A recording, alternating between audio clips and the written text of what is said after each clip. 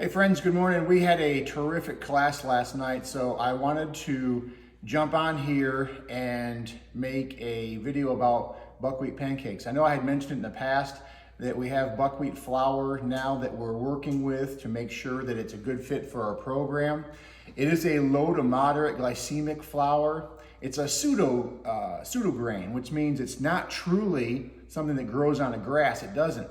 It's from the rhubarb family. And it's actually like a fruit berry is what it is. But the consistency is that of very similar to wheat flour. So if you'll look and see, now this is the whole buckwheat grain milled up, and it will have a darker consistency than bleached, brominated white flour, right? Which is our biggest problem here in America when it comes to nutrition, because there's no nutrition in it. So this is a wonderful substitute that we can use to make pancakes. You can make muffins and cookies with it. We're going to test the bread. The bread is going to be a little bit tougher because most of us are used to bread that's lighter. So to reduce yeast and that kind of thing, we'll have to play with that a little bit longer, but that's coming. Now this won't have any yeast in it, okay? And just for a disclaimer, this is not my every day. So this isn't going to be super polished. So just kind of overlook the fact that I'm just I just go at it in the kitchen, okay? Much like you probably do too, okay? All right, so here we go. I'll be glancing down to look at the recipe. I do not have it memorized yet, but I always like to start with my dry ingredients and then finish with a wet, mix them together. I'll show you the consistency of the batter, and we'll pause the video and we'll go stick it on the griddle. Okay, so first, 1 cup of the flour is going to be plenty, trust me, for 2 to 3 people, all right? And then you can adjust thereafter. So I put 1 cup of buckwheat flour in there. Then I'm going to use the monk fruit extract you see here. This is Whole Earth. I think I bought it at Trader Joe's or Whole Foods. I don't remember which one I bought it at, but I really like this because it's got both erythritol, which is an alcohol sugar, and monk fruit. It kind of splits it. But regardless, it's got a really low glycemic load, so it's safe for type 2 diabetics, okay? And there's no carbs in this, by the way. So this one is 1.5 teaspoons. So we're gonna get close. There's 1, and there's 1/2. All right.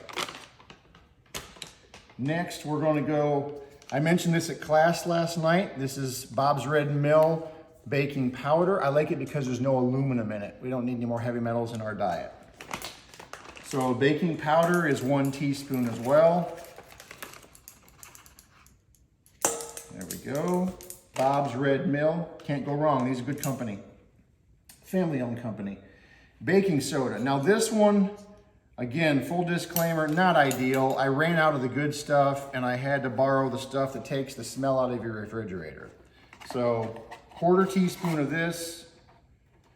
So the baking soda and the baking powder are going to react with our buttermilk because the buttermilk is acidic, and that's what's going to give your pancakes some fluff along with our eggs. Next is salt. Of course, I use what everybody should be screaming, pink Himalayan sea salt right now. 1/4 teaspoon. A little extra never hurts. I'm not an exact measure when it comes to things I know are good for us. Summertime, you want to make sure you have plenty of salt anyhow. I don't want salty pancakes, but it doesn't hurt if you go over a hair. Okay, now we're going to the wet ingredients. And I'll start with the buttermilk mixed into the eggs. So we're just going to take our eggs. Now this time, this recipe for 1 cup, it really only calls for 1 egg. But the last several times I've made the pancakes, they've been good and decently fluffy, but I wanted to see if I could bump up the fluff a little bit more. I don't want it to taste like French toast pancakes, but I just wanted to test it and see how it goes. And these are eggs that we grow here on our farm. My wife does pretty much all of it. I might carry a heavy bag once in a while, but she primarily does all of that. So you can tell how dark and rich those yolks are because of the dark color is an indication that it has more nutrition. So I'm telling you that because if you can find a local grower, then I would find a local grower. I would find somebody who is raising their own, maybe lets them free range because they get more bugs. More bugs means more protein content. They're more apt to have a better feed for the animals, for the birds. All right, this buttermilk is going to be, I'm using half and half. You can use coconut milk, almond milk, doesn't really matter. I'm going to use a 1.25 cups. There we go.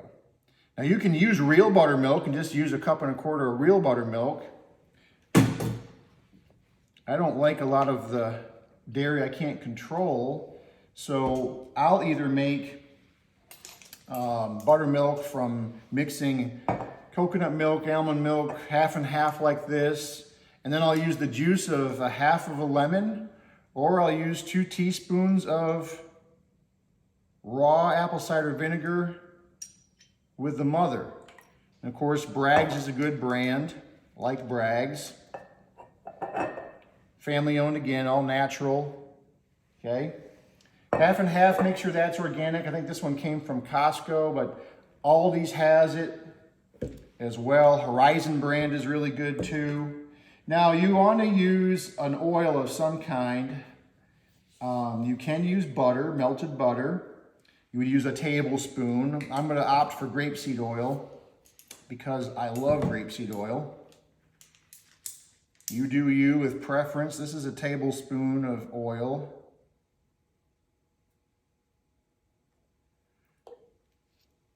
And if you're from East Tennessee, it's old. All right, next, we're going to go back to vanilla. Now, I really encourage you to get away from imitation vanilla. Imitation vanilla, you're missing out on wonderful flavor, by the way. So this vanilla, this is another Costco product, but it's pure extract. It's pretty concentrated too. I give it a little shake because you can see how it settles in the bottom. This is a 1/4 teaspoon as well. You don't want to go overboard with vanilla like this because it's very potent.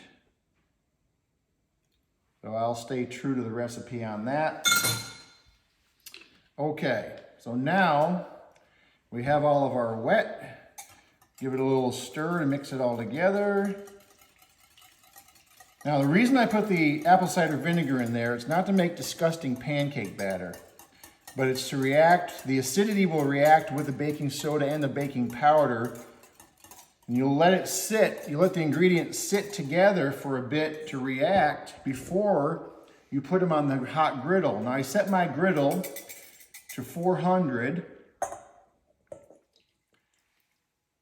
So while the griddle's heating up and while this is reacting, I'll tell you that I tried cooking these in my non-stick pan. I have one non-stick pan I like for eggs because I used to cook in stainless steel and it just is, it's murder to clean up if you don't do it right. And there's a trick to that, but that's another video. This right here will make delicious pancake batter.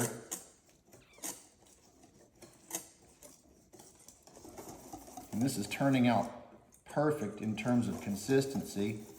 Back to the pan, when the first time I made these, I used the nonstick pan and they turned out decent. And I thought maybe they'll turn out better if I use my cast iron. So the first time I used my cast iron, which is seasoned, I didn't put any oil on it, like grapeseed oil, and they stuck terrible. So just know in advance, if you're gonna use cast iron, you better drizzle a little bit of oil on the surface of it, and then it turned out okay. And that's nice because the cast iron, of course, holds heat really well, distributes heat, and cooks really thoroughly.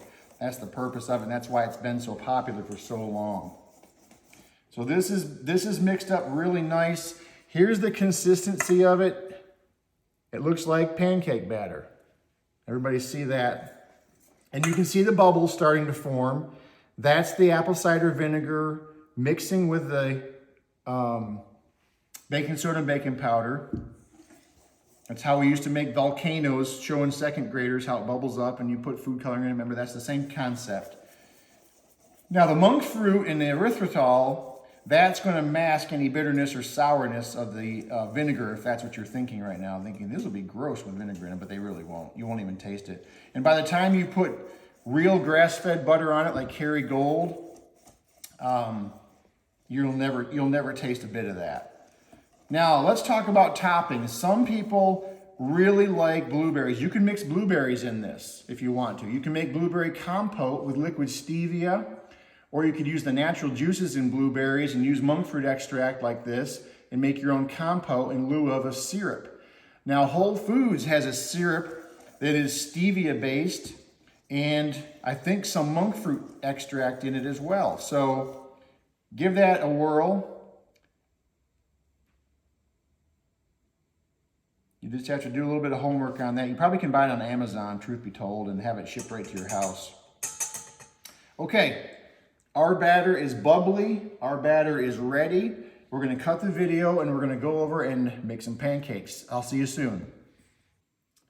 Okay, now that we've got the griddle nice and hot, we're going to go ahead and put some on.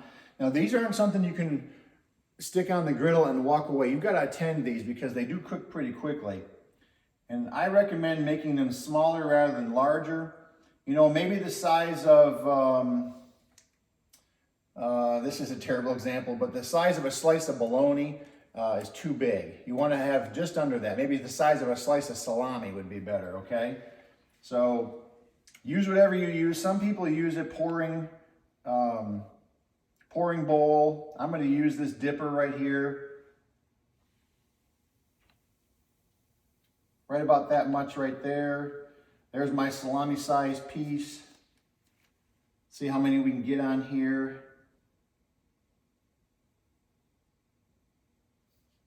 I grew up with these. My dad had these when I was a kid.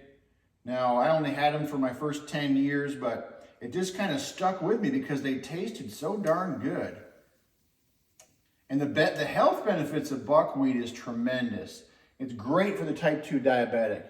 It's got fiber, it's got a lot of different minerals in it, a lot of protein. It's actually a perfect protein, which means it's got all 10 essential amino acids. And those are the amino acids we have to get dietarily. I guess I'm going to be messy any way you slice it here. So a lot of amino acids that make up our body's tissues, our body can make from what we eat on its own, but there are certain foods that have to contain certain amino acids that we just basically pull out of the food.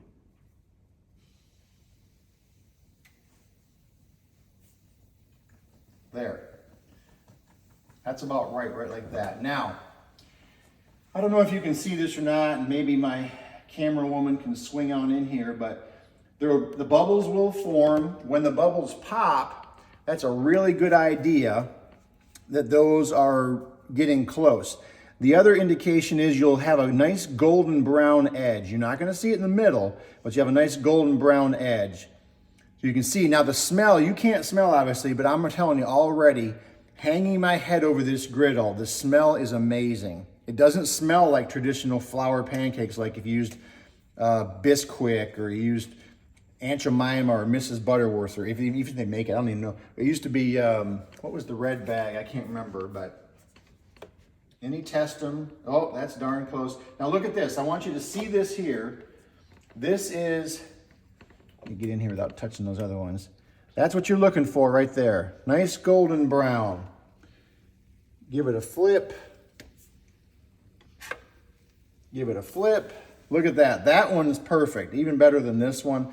See the bubbles forming, right? That's a typical pancake. I mean, I don't mean to oversimplify this. I mean, a lot of you folks are my age or older and you've made pancakes before, not your first time, but maybe you've never worked with buckwheat flour.